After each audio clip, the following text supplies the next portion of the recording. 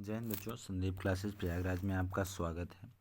आज हम लोग देखेंगे क्लास 10th का मॉडल पेपर जो कि सोशल साइंस का और यूपी बोर्ड के अकॉर्डिंग 2024 में एमसीक्यू क्वेश्चंस के रूप में हम लोग बात करेंगे, जो कि एकदम इम्पोर्टेंट क्वेश्चन होंगे और ये भी जितने भी क्वेश्चन पूछे जाएंगे ये बहुविकल्पी क्वेश्चन हम लोग करेंगे। तो सबसे पहले हम लोग बच्चों देखते हैं निर्देश को। निर्देश ने क्या कहा है, तो नीचे दिए गए प्रश्नों के प्रत्येक प्रश्न के 4 विकल्प दिए रहे हैं। कितने विकल्प?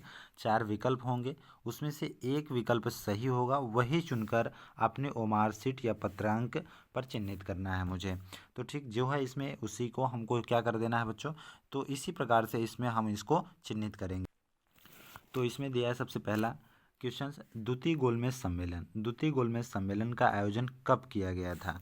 तो सबसे पहले हम लोग ये जाने कि सबसे पहला प्रथम गोलमेज सम्मेलन, फिर उसके बाद द्वितीय जानेंगे, फिर तीसरा का, क्योंकि हमसे पूछ सकता है प्रथम द्वितीय तृतीय तीनों पूछ सकता है। तो इसमें जैसे द्वितीय पूछा है तो इसमें प्रथम भी पूछ सकता है कभी भी। तो सबसे पहले हम लोग बच्चों देख लेते हैं प्रथम गोलमेज सम्मेलन शुरुआत कब हुआ था।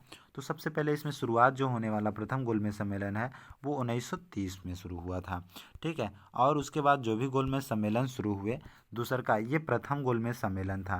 कैसा था? प्रथम। अब हम लोग द्वितीय को गोलमेज सम्मेलन को देखते हैं। तो बच्चों ये 1931 में होता है, जो कि 7 दिसंबर को होता है। कितने? 7 दिसंबर को ये शुरू होता है। 1931 को द्वितीय गोलमेज सम्मेलन के रूप में हम लोग जानते हैं। तो इसमें ऑप्शन नंबर कितना हो जाएगा बच्चों? बी नंबर हो जाएगा। और हम लोग इसकी बातें थोड़ी समझते हैं। देखिए 1931 23 मार्च 1931 में सुखदेव राजगुरु सुखदेव भगत सिंह, मतलब इतने लोगों की क्या हुई थी? फांसी दी गई थी। क्यों? क्योंकि रीजन्स यही थे कि चाहते महात्मा गांधी तो तीनों गोलमेज सम्मेलन में भाग लेकर के और अपनी लंदन में बातें करके और इन लोगों की जान को बचा सकते थे, पर उन्होंने गोलमेज सम्मेलन में भाग ना प्रथम में लिया ना द्वितीय में लिया, किसी में भी नहीं लिया। तो आइए हम लोग तृतीय गोलमेज सम्मेलन को देखते हैं। तो सबसे पहले इसमें तृतीय गोलमेज सम्मेलन जो था बच्चों वो 1932 में आयोजित होता है। कब होता है? 1932 में। तो यहाँ तक बच्चों आपको समझ में आ गया होगा कि गोलमेज सम्मेलन कितने हुए? 3, 1930, 1931, 1932। तो इसमें ऑप्शन नंबर कितना सही हो जाएगा? 1931। थोड़ी सी हम लोग और बात करते हैं गोलमेज सम्मेलन के बारे में, जो कि आपके क्वेश्चन का डाउट कंप्लीट हो सके। बच्चों आप सभी लोग इसको नोट कर लिया करिए। फिर हम लोग देखते हैं, आप देखिए गोलमेज सम्मेलन जो हुए थे, सबसे पहले इसमें तीनों में कौन भाग लिया था? तो तीनों में 2 लोग जो थे वो लोग भाग लिए थे। और इसमें जैसे डी आर अम्बेडकर ने भाग लिया था। कौन लिया? D R Ambedkar. और तेज बहादुर सप्रू ने भी इसमें आकर पूरी तरीके से गोलमेज सम्मेलन में भाग लिए। तो 2 लोग डी आर अम्बेडकर और तेज बहादुर सप्रू ने आकर इस गोलमेज सम्मेलन में भाग लिए थे।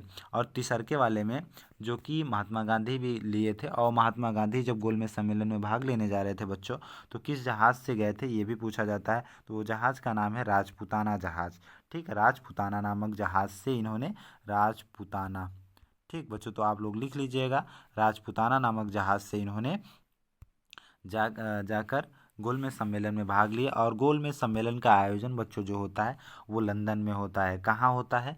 लंदन में होता है। उस समय के प्रधानमंत्री जो हुआ करते थे मैकडोनाल्ड हुआ करते थे, मैकडोनाल्ड, ठीक है।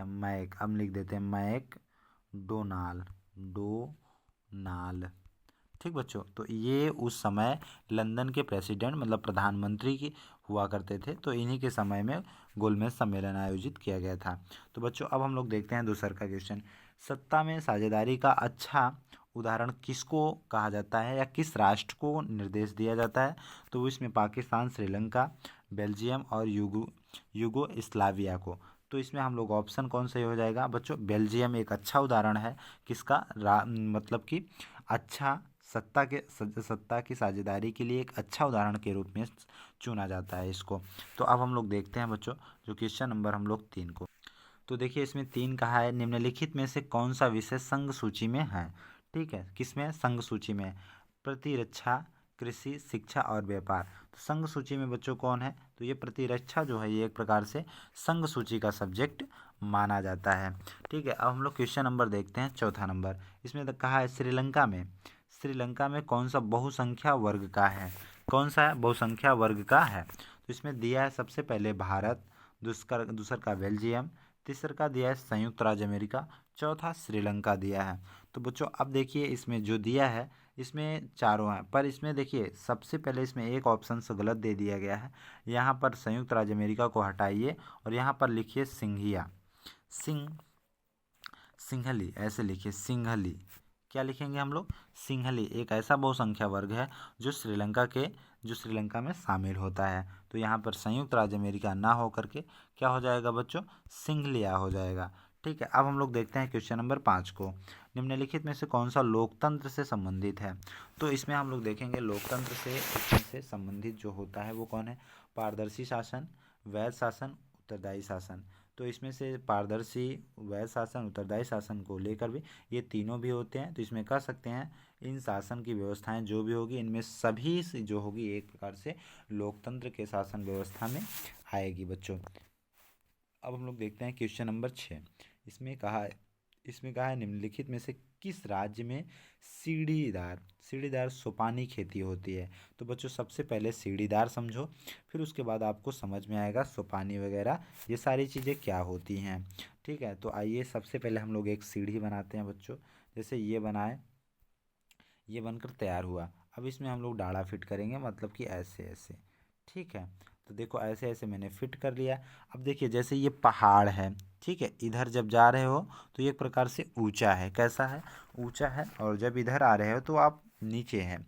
ठीक, तो जब आप यहाँ पानी रखोगे तो यहाँ की जब खेत व्यवस्था हो जाएगी बच्चों, तो आप यहाँ का घर काटोगे तो देखो पानी उतर कर ये खेत हो जाएगा, ये हो जाएगा, ये हो जाएगा, ये ऐसे विशेष प्रकार की होती है। तो हम लोग कह देते हैं कि सीढ़ीदार खेती कहाँ होती है। तो ऑप्शन में क्या दिया है? हरियाणा, पंजाब, उत्तराखंड, उत्तर प्रदेश के मैदान में।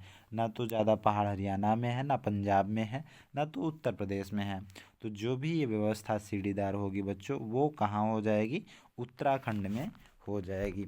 तो यहाँ तक बच्चों आपको समझ में आ गया होगा। फिर क्वेश्चन इसमें दिया है 7 नंबर, कहा है निम्नलिखित में से कौन सी रबी की फसल है? तो इसमें कौन सी रबी की फसल हो जाएगी बच्चों?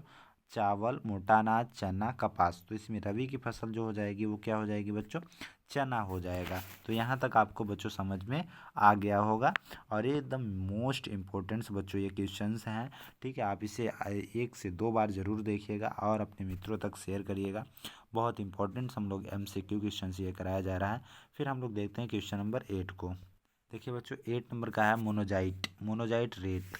एक प्रकार से जो मोनोजाइट होता है बच्चों ये एक प्रकार से रेत होता है।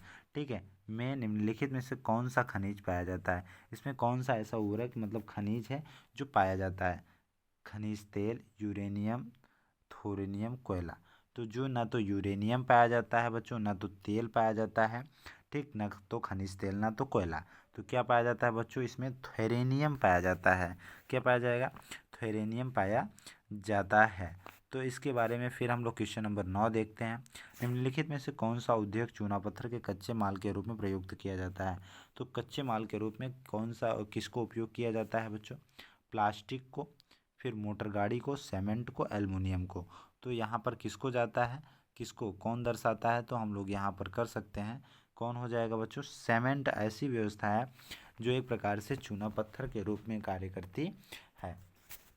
अब हम लोग बच्चों देखते हैं क्वेश्चन नंबर 10। क्वेश्चन नंबर 10 में क्या है? कहा है निम्नलिखित पड़ोसी देशों में मानव विकास के लिहाजा से किस देश की स्थिति भारत से बेहतर है? तो ऐसी कौन सी स्थिति है जो हमारे पड़ोस में मानव विकास के लिहाजा से बहुत अच्छी है? ठीक है, बेहतर है। देखो पाकिस्तान, अरे ये तो हो ही नहीं सकता है, बाप के आगे बेटा आगे थोड़ी ना जाएगा। ठीक है, तो पाकिस्तान नहीं हो सकता। फिर उसके बाद बेटा बांग्लादेश दिया है। तो बांग्लादेश भी हमसे ही पनपा है, किसी और से नहीं, मतलब भारत से ही पनपा हुआ है। तो ये भी नहीं है। ठीक है बच्चों, तो क्या हो जाएगा इसमें हम लोग मानेंगे सबसे अच्छा पड़ोसी लिहाजा से है। तो बच्चों वो क्या हो जाएगा? श्रीलंका हो जाएगा। नेपाल भी दलिदर होता है। ठीक है, तो कौन हो जाएगा बच्चों? श्रीलंका हो जाएगा। तो ऑप्शन इसमें सी सही हो जाएगा, सी फॉर कैट। ठीक है बच्चों, अब आपको वीडियो अच्छी लगी होगी और आप अच्छे से देखिएगा, क्योंकि आप लोग का एग्ज़ाम बहुत नज़दीक आ चुका है। क्योंकि जो MCQ क्वेश्चन कराया जा रहा है ये 10 नंबर का है। हम लोग अब क्वेश्चन जब भी करेंगे वो 20 नंबर का होगा और आपको बहुत अच्छे, क्योंकि यही हमको नंबर 20 का 20 दिला देगा। तो 30 स्कूल से 20 इससे 50 ऐसे कम से कम 40 नंबर या 30 नंबर आप लिख कर ला लेंगे।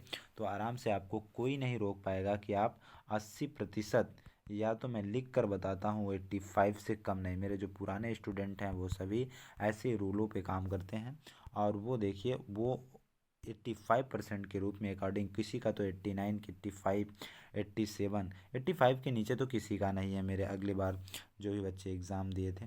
तो आप लोग भी देखिएगा इस बार, ठीक है।